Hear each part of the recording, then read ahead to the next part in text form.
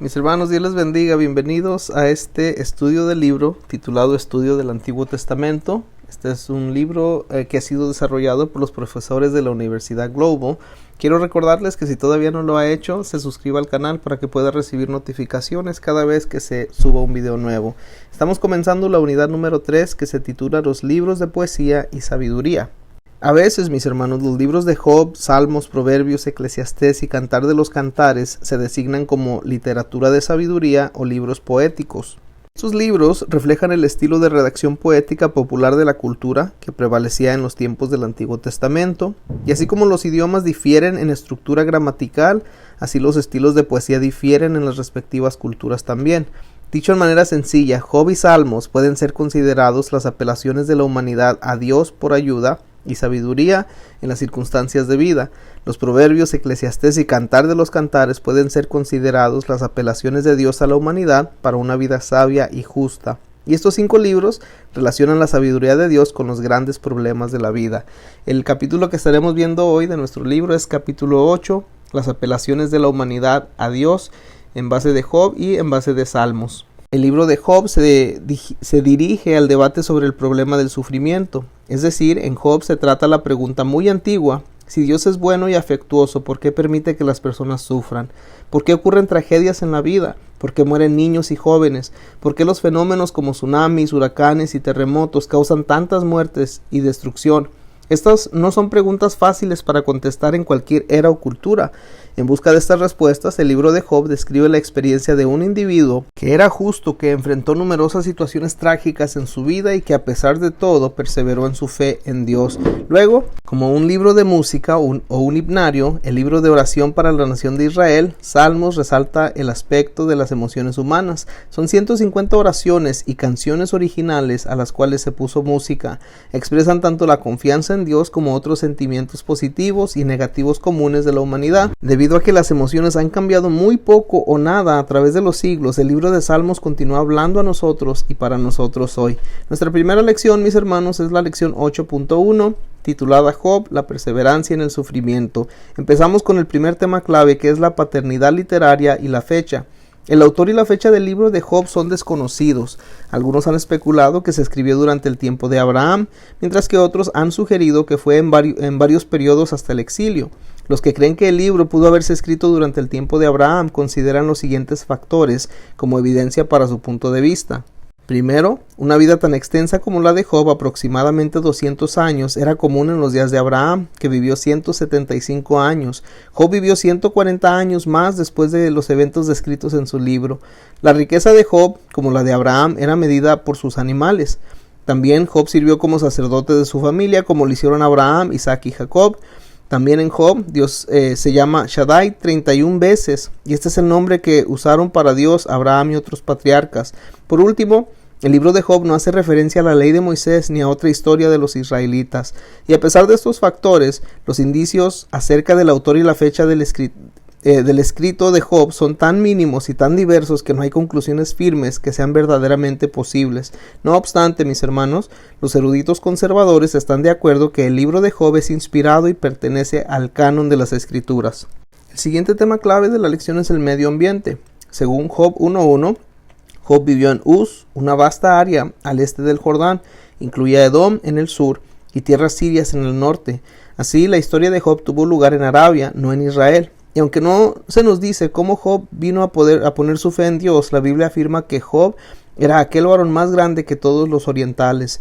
Los amigos de Job, Elifaz, Bildad, Zofar y Eliú, al parecer vivían cerca. Elifaz, un hombre edomita, era de Temán, una ciudad en Edom, al sur del Mar Muerto. Bildad era suita, significa quizás que él era hijo de Sua, el hijo más joven de Abraham y Centura.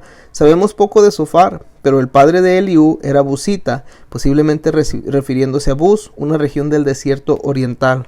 El libro de Job es un relato inspirado de lo que tuvo lugar entre Dios, Satanás, Job y los 4 amigos de Job, Elifaz, Bildad, Zofar y Eliú. Sin embargo, debido a que las personas en el debate tenían conocimiento limitado y a que Dios es el único que posee conocimiento infinito, no todo lo dicho en el libro de Job es teológicamente acertado, puesto que es importante leer cada libro de la Biblia en su integridad dentro de su contexto total.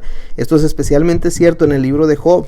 El lector debe discernir con qué está Dios de acuerdo y con qué discrepa en cada caso de la conversación. Por ejemplo, Satanás mintió acerca del carácter y la tenacidad de perseverar a Job, diciendo que Job maldeciría a Dios si Dios le quitaba sus riquezas. Sin embargo, Job permaneció fiel incluso cuando su riqueza fue destruida. Y aunque la Biblia registra con precisión las palabras de Satanás, eso no significa que las palabras de Satanás o los demonios sean inspiradas o verdaderas. Satanás es astuto, mezclando verdad y error como lo hizo con Adán y Eva. De manera semejante, la Biblia relata fielmente la discusión entre los amigos de Job, pero sus palabras también son una mezcla de verdad y error. Al final, Dios los reprende y los envía a que pidan oración a Job. Dios les dijo: no habéis hablado de mí lo recto, como mi siervo Job. Los amigos de Job intentaron corregir y persuadir a Job en lo que creían que era cierto. Sin embargo, Dios insistió que se arrepintieran de su necedad e insensatez. El siguiente punto clave sería el tema, o un tema principal. El término teodicea es la relación de la bondad de Dios con el dolor y el sufrimiento humano. ¿Cómo explicamos el problema inherente en la teodicea? ¿Cómo reconciliamos que Dios sea todopoderoso, todo amor, que realiza justicia cuando a menudo no vemos que se manifieste la justicia en nuestras vidas y naciones? ¿Cómo puede un Dios bueno y afectuoso tolerar el problema humano de la maldad y del sufrimiento? Algunas personas, particularmente los ateos y agnósticos, rechazan cualquier creencia en Dios porque no pueden reconciliar esta tensión en sus mentes. Muchos creyentes también luchan con estas preguntas. ¿Qué consuelo debe ser a los creyentes que Dios haya anticipado nuestro dilema intelectual humano con este problema y consagrar un libro entero de las Escrituras a ello? No obstante, mis hermanos, Dios no nos da una respuesta completa a este dilema por razones que no se conocerán hasta la eternidad. Aún así, mientras que el libro de Job lucha con este problema desconcertante, particularmente con respecto al sufrimiento del justo, proporciona varias ideas. Comparto aquí algunas. El plan completo de Dios no es ni será cumplido totalmente en esta tierra, sino solo en la era que vendrá en el cielo.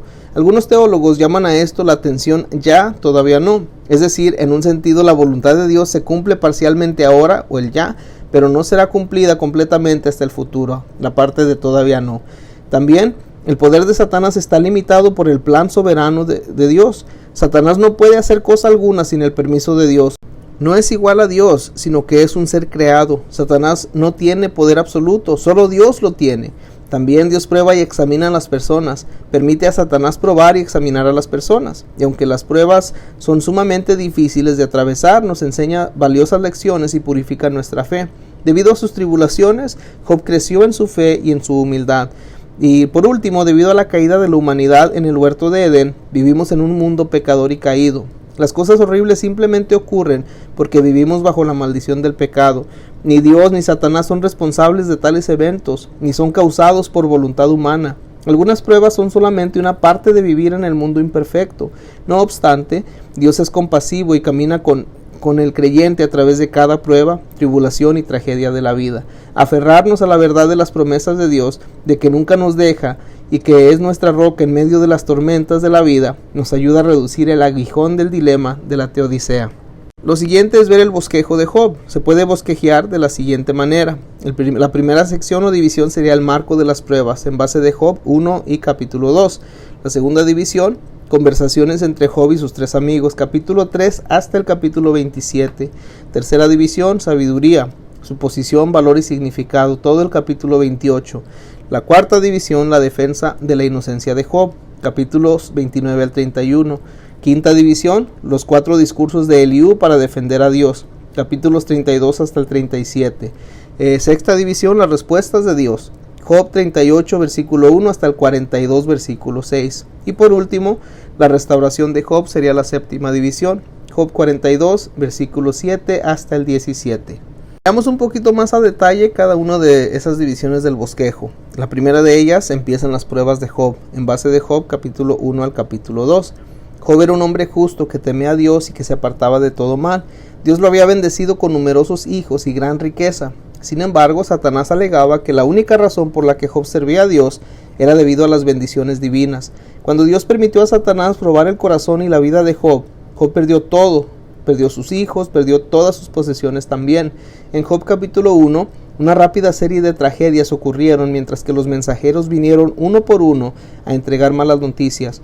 Mientras uno estaba hablando, llegó el otro con noticias aún más malas, culminando con el anuncio de que los hijos de Job habían sido destruidos cuando un gran viento vino del lado del desierto y azotó las 4 esquinas de la casa, la cual cayó sobre los jóvenes y murieron, y solamente escapé yo para darte la noticia. Algunos eruditos creen que esto alude a un tornado o un viento vertiginoso cobrando impulso mientras que azotaba por el desierto. A pesar de estas circunstancias dolorosas, Job permaneció fiel a Dios y exhibió una tenacidad increíble. Job creía que Dios, que libremente da, también tenía el derecho de quitar. En la segunda y posterior prueba, Dios permitió a Satanás afectar la salud de Job de manera grave, y esta vez hasta la esposa de Job sugirió que maldijera a Dios y muriera, pero Job se mantuvo firme, insistiendo que no culparía a Dios. Él fue un individuo de gran fe, paciencia y perseverancia. Luego llegamos a otra parte del bosquejo, o otra división, que sería Job y sus amigos conversan, en base de Job capítulo 3 hasta el capítulo 27. 3 amigos vinieron a consolar y dar el pésame a Job. Ellos se sentaron y se lamentaron al principio en silencio durante una semana, demostrando verdaderamente la amistad. Sin embargo, después de estos 7 días, la empatía se convirtió en una discusión o debate sobre las razones de la horrenda condición física de Job. A pesar de su dura retórica de cuando en cuando, estos 3 estaban motivados por su amor a Job y su compromiso de ayudarlo. Movidos por las intenciones más nobles, los amigos de Job llegaron para condolerse de él y para consolarle. El sufrimiento de él era tan severo que ellos apenas lo reconocieron. El lamento de Job en el capítulo 3 rompe el silencio y empieza el diálogo. Job habló primero. Aunque no maldijo a Dios, maldijo el día en que nació, deseando fuertemente que su cumpleaños fuese borrado del calendario. Su vida era tan difícil y dolorosa que estaba convencido que su destino era peor que la muerte. Cuando consideramos el libro de Job, debemos notar que los discursos giran en un ciclo interesante. Primero, Elifaz habla y Job responde. Entonces Bildad habla y Job contesta. Luego habla Zofar y replica Job. Es decir que Job capítulos 4 hasta el capítulo 27 contiene 3 ciclos de 6 discursos cada uno. Cada ciclo incluye un discurso por los 3 amigos de Job, contestado a su vez por un discurso de Job. El ciclo final está incompleto, ya que omite el discurso final por Zofar. Hablemos o leamos acerca del primer ciclo, en base de Job 4 hasta el 14. Aquí, mis hermanos, Elifaz respondió al lamento inicial de Job con una extraña mezcla de pensamientos positivos y teología motivadora. Él exhortó a Job a ser fuerte. Después de todo, Job había animado a otros a ser fuertes. Así que Elifaz sugirió que Job siguiera su propio consejo, estar totalmente positivo incluso en extremas circunstancias negativas y poner su confianza y fe en Dios. Elifaz parecía no darse cuenta que su consejo era fácil de decir pero difícil de hacer. No parecía comprender que lo que Job necesitaba en ese momento no era consejo santurrón, sino que empatía y preocupación. Elifaz creía que Dios cuidaba del inocente y juzgaba al malo. Por consiguiente, según Elifaz, la enfermedad de Job debía ser resultado del pecado. El amigo de Job afirmaba que cuando las personas pecan deben aceptar la disciplina de Dios como la costumbre que Dios sigue para redimirlos. Elifaz, Bildad y Zofar todos compartían la creencia que una persona sufre porque ha pecado. Este no es el punto de vista de Dios, más bien es la condenación de Satanás. En respuesta, Job observó que las palabras de su amigo no tenían valor. Job no estaba buscando respuestas superficiales. En cambio, Job habló desesperadamente de su vida dolorosa y retóricamente preguntó por qué Dios parecía estar atacándolo al tratarlo de semejante manera, aparentemente inmerecida. Bildad reprendió a Job por decir tales cosas. Como Elifaz, Bildad creía en una relación de causa y efecto entre el pecado y el sufrimiento. Pensaba que Dios había permitido morir a los hijos de Job debido a su pecado. De hecho, describió a Job y a todos los malos como plantas sin agua o plantas que intentan arraigarse entre las piedras en lugar de la tierra buena. Tan pronto como Job estuviera nuevamente libre de culpa, afirmaba Bildad, Dios restauraría su alegría y su risa. Job quiso demostrar que estaba bien con Dios, pero comprendía que no podría exigir que su creador y juez diera explicaciones. Job creía que a veces Dios trataba de igual manera al justo como al malo. Sin embargo, probar semejante aserción no era factible, porque no había árbitro para conducir semejante proceso judicial. La contestación de Zofar fue dura, fue injustificadamente dogmática, y él estaba seguro de que sus comentarios eran teológicamente exactos. Insistía que Job mentía acerca de su rectitud, y argumentaba que si Job tan solo fuese persuadido a arrepentirse, su oscuridad se convertiría en luz de mediodía. Job, a su vez, mantenía que era justo y decidió que las suposiciones de sus amigos eran grandemente imperfectas y que no haría caso de su consejo piadoso y sabio. Después de todo, solo Dios es verdaderamente sabio y omnisciente, solo Dios es todopoderoso. Reconociendo esto, Job decidió presentar su caso judicial y su queja delante de Dios. Luego viene el segundo ciclo, Job capítulo 15 al 21. En su segundo discurso, Elifaz intentó refutar la queja de Job, censurándolo y sosteniendo que las palabras de Job eran vanas y vacías. Él declaró que Job había rechazado la sabiduría de los ancianos y lo acusó de actuar como si tuviera conocimiento confidencial de Dios. Elifaz afirmó que Job estaba escondiendo a propósito su pecado y su maldad. Sin embargo, Elifaz estaba equivocado. Bildad y Zofar apoyaron la suposición de Elifaz, que Job era pecador. Bildad advirtió a Job que el destino del malo es aflicción y al final la muerte. Zofar agrupó a Job con los malos que hallarían la ira ardiente de Dios. Los tres amigos, mis hermanos, continuaron creyendo que Dios estaba disciplinando y juzgando a Job por pecados que había cometido para persuadirle a arrepentirse. Puesto que sus amigos se negaban a creerle, Job empezó a hablar directamente a Dios. Su estilo de locución en estos capítulos es similar a los salmos de lamento, por cuanto él se lamentó de su condición física y habló abiertamente y honestamente con Dios sobre sus sentimientos negativos y las circunstancias actuales. Él se quejó de Dios, sosteniendo que Dios había traído aflicción sobre él mientras él estaba en paz. Dios lo había atacado por todos lados y lo había tratado como a un enemigo. Job clamó para que alguien viera sus tribulaciones y se identificara con él en su dolor. En cuanto a consolarlo, los amigos de Job fueron inútiles. Job creía que los justos estarían asombrados al ver cómo lo había tratado Dios. La gente actuaba como si él fuera un marginado social. Incluso su esposa, siervos y sus amigos lo despreciaron. Su esperanza era que Dios llevara cuenta de su sufrimiento y que finalmente su Redentor lo justificara. Luego llegamos al tercer ciclo. Job capítulos 22 al 27. Este último discurso de Elifaz fue bastante parecido a los dos primeros. Insiste en que la lista de los pecados de Job no tenía fin. Acusó a Job de robar ropa y no dar agua o comida al necesitado, y negarse a ayudar a las viudas y los huérfanos. Elifaz sostuvo que estos numerosos pecados explicaron el intenso sufrimiento de Job. Instó a Job a arrepentirse para que Dios lo restaurara. Confirmando lo dicho por Elifaz, Bildad puso en duda que alguien pudiera ser verdaderamente puro ante los ojos de Dios. No obstante, Job no estaba de acuerdo con las suposiciones imperfectas de sus amigos. Considerando que ellos creían que Dios siempre bendice al justo y juzga al malo, Job afirma que había evidencia significativa de lo contrario. Muchas personas malas estaban felices y ricas y parecían no tener problema. Job quería que Dios explicara su justicia, o con más exactitud, lo que a los humanos parecía ser falta de justicia. Sabía que los humanos no siempre podrían entender totalmente a Dios, pero Job quería que Dios les dijera por qué él sufría tanto, por qué Dios estaba juzgándole, cuando él era verdaderamente inocente. Incluso sus amigos pensaban que tenía que haber sido malo. ¿Qué podría decirles? ¿Cómo podría defenderse? Su situación parecía no tener remedio. Luego lleguemos a la siguiente sección del bosquejo. Job busca sabiduría y se defiende en base de Job 28 hasta el capítulo 31. Aquí ya Job acaba la discusión con sus amigos dando 4 discursos de resumen. El primero era esencialmente un poema corto que comparaba la búsqueda de la sabiduría con la búsqueda de joyas y metales preciosos. Tanto las joyas como la sabiduría pueden extraerse solo con la ardua e incluso peligrosa labor.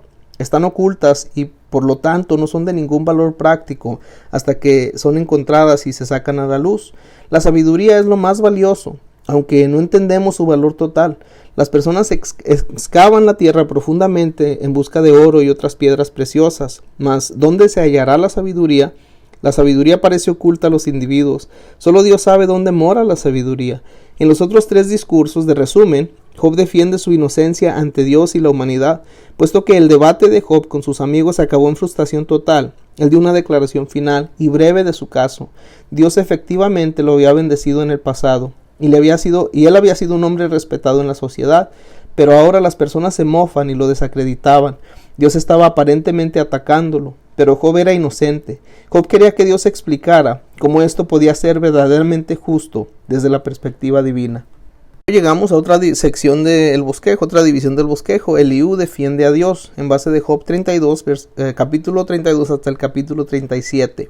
Un cuarto amigo había estado escuchando el debate de los otros, enojándose cada vez más mientras el debate progresaba. La cultura antigua Enfatizaba el respeto por los ancianos. Por esto, siendo el más joven del grupo, Eliú había mostrado ese respeto al permanecer callado hasta que los otros terminaban de hablar. Pero Eliú ya no podía callar por más tiempo.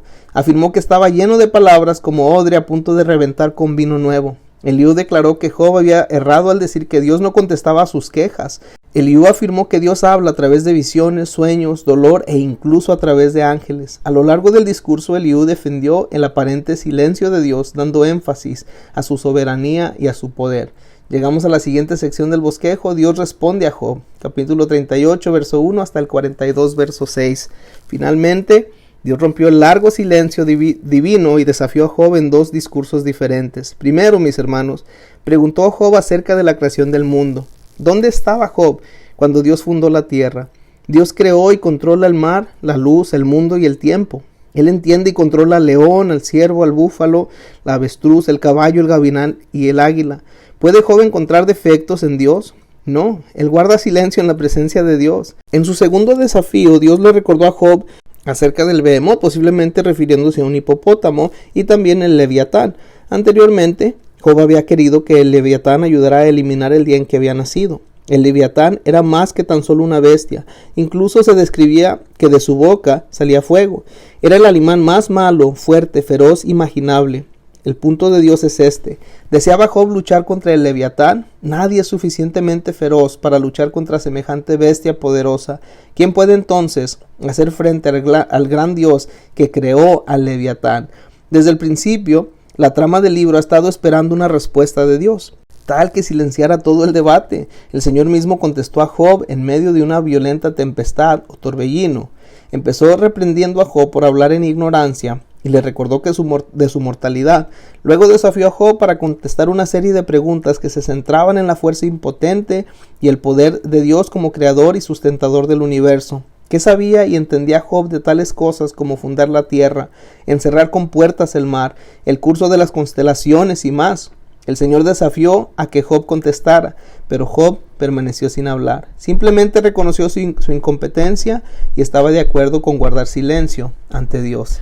Y así llegamos a otra división del bosquejo. Dios restaura a Job. Job 42, 7 al 17. En la conclusión de la historia, mis hermanos, Dios reveló que Job tenía razón sobre su inocencia y su teología básica, aunque la cuestionó seriamente durante su periodo de agonía.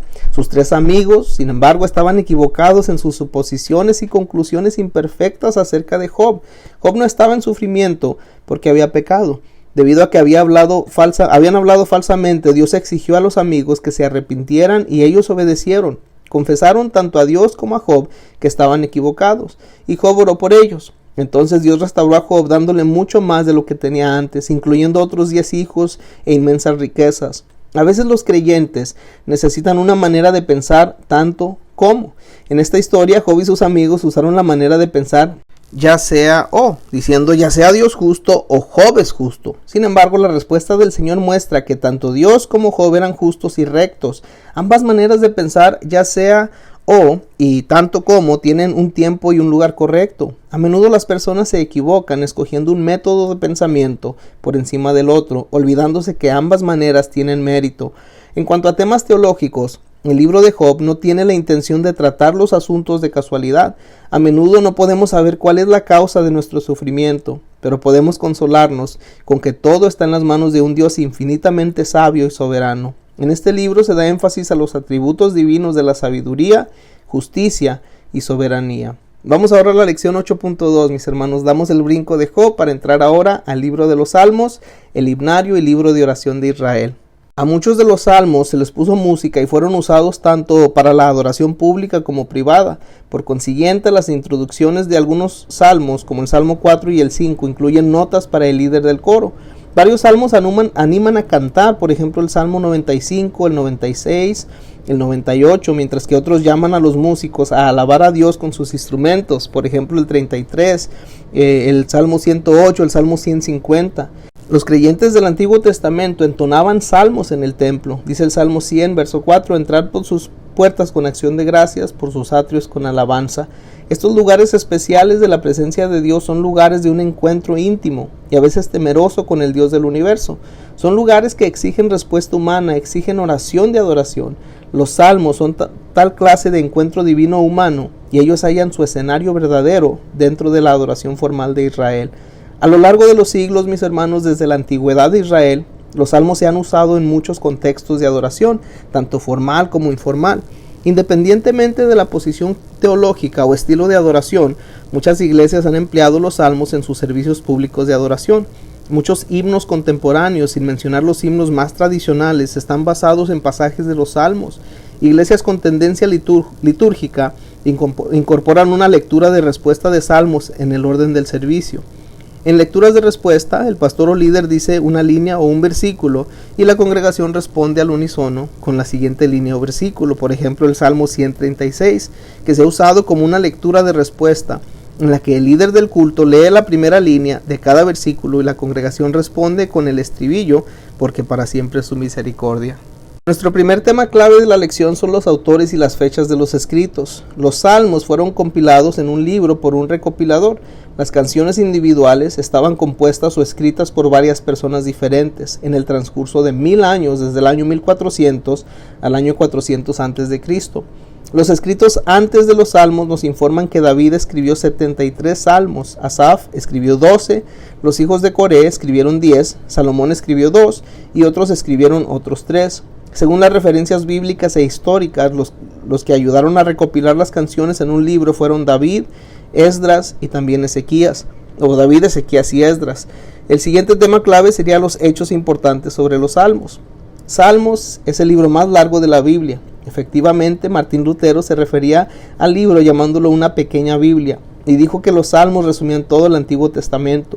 El libro de Salmos contiene tanto el capítulo más largo, que es el Salmo 119, como el capítulo más corto, que es el Salmo 117.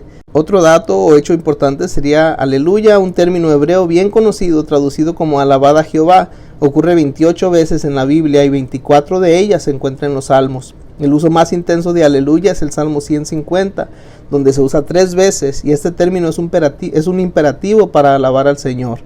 Otra cosa, más que en cualquier otro libro de la Biblia, Salmos nos conecta con Dios, expresa los sentimientos y necesidades más profundas de la humanidad. Las canciones de alabanza en Salmos se elevan como las altas montañas, mientras los clamores por ayuda en los Salmos vienen de los valles más profundos. Dios quiere compartir nuestro tiempo más brillantes de regocijo y nuestros días más oscuros de dolor. De hecho, los salmos ponen en palabras nuestras súplicas y lamentos a Dios por ayuda en tiempo de dificultad, dolores, pruebas, tribulación y desesperación para ver la liberación de los enemigos. No obstante, los salmos también expresan nuestra alabanza, adoración y júbilo por lo que Dios es y lo que Él ha hecho. El Nuevo Testamento cita el libro de Salmos 186 veces, mucho más de lo que cita cualquier otro libro del Antiguo Testamento. Jesús y los escritores del Nuevo Testamento usaban a menudo salmos para enseñar doctrina y prácticas piadosas. Pablo nos proporciona 1/3 de las citas totales del Antiguo Testamento en el Nuevo Testamento. Una quinta parte de sus citas son de salmos. Y aunque los salmos no son tratados doctrinales, tienen enseñanzas doctrinales. Los salmos conllevan formas de poesía hebrea. Los humanos tienden a identificarse estrechamente con las emociones expresadas en poemas.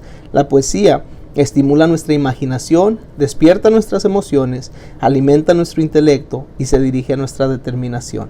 El siguiente tema clave serían las características de la poesía hebrea. La poesía hebrea, mis hermanos, no está basada en rima. Está principalmente basada en líneas paralelas de pensamiento, como las vías de un tren. A esto se le denomina paralelismo. En las escrituras se usan por lo menos 4 tipos de poesía paralela: sinónima, antitética, sintética y cuasmática. Veamos un poquito acerca de cada una de ellas. El paralelismo sinónimo. Este aparece más reiteradamente y es el mejor conocido. Se define como la repetición del mismo pensamiento en 2 frases diferentes y usa 2 diferentes juegos de palabras. Las 2 partes reflejan básicamente la misma idea. El Salmo 2 está construido mayormente con paralelismo sinónimo. El versículo 1 de ese salmo dice: ¿por qué se amotina la gente y los pueblos piensan cosas vanas? El paralelismo antitético también expresa 2 veces el mismo pensamiento, pero desde 2 perspectivas diferentes y a menudo opuestas. Las 2 líneas están puestas en contraste tajante entre sí. Por lo general, la conjunción pero proporciona una pista. El libro de Proverbios usa principalmente el paralelismo antitético. Por ejemplo, el hijo sabio alegra al padre y el hijo necio es tristeza de su madre. Proverbios 10:1. Y también un ejemplo está en el Salmo 37, verso 21.